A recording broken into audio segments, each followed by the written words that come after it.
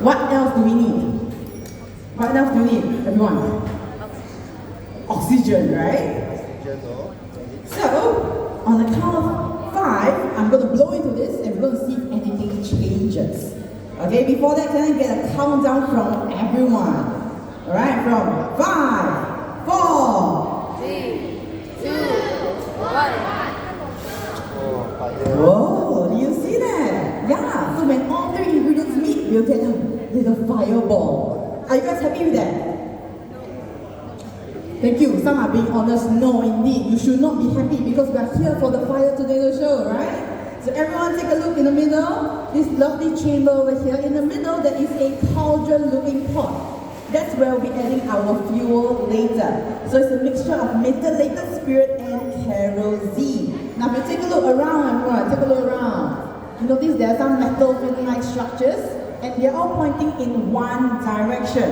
Okay, why is that? Because when we try to create a fire inside, what happens to the hot air? Does it go up or does it come down? It goes up, very good. And because of that, it will pull in cool air from the surroundings to come in through the fins. And because of the same direction, it will give us a vortex spiral movement from our tornado. Okay, so enough of me talking. I'm sure you guys want to see this in person. But before that, can everyone please put your hands together. Let's welcome our fire specialist, Mr. Abdul.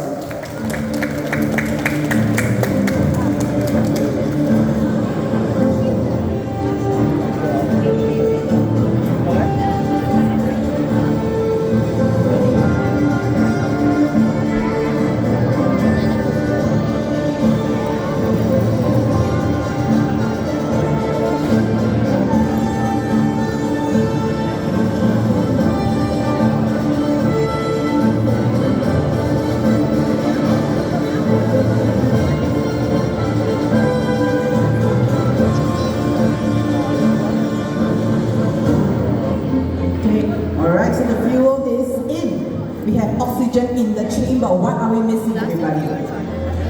Okay, thank you. Alright, once again, a gentle reminder, please stand behind the yellow lines. Please ensure you are standing. This is for your own safety.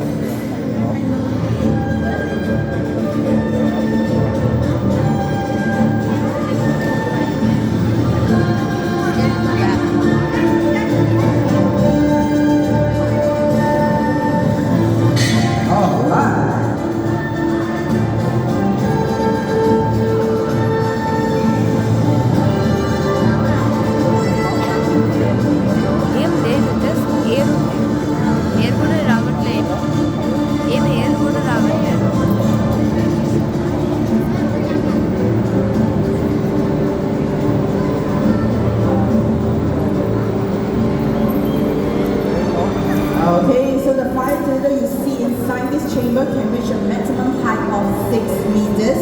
Now if you look at the top, we do have a filtration system. So this will help to minimize pollution before it's being released to the environment. This is also why we conduct the show only once per day.